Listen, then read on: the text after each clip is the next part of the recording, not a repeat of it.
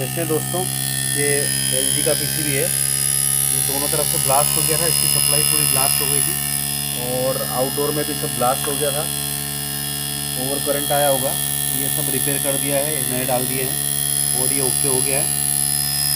और इसका कम्युनिकेशन के साथ में ब्लिंक भी हो रहा है और ये भी ओके चल रहा है। इसके अंदर भी NTC और ये सब कुछ ख़राब था, पूरा प्रॉपर नया डाल दिया है, अभी बहुत अच्छे से चल रहा है।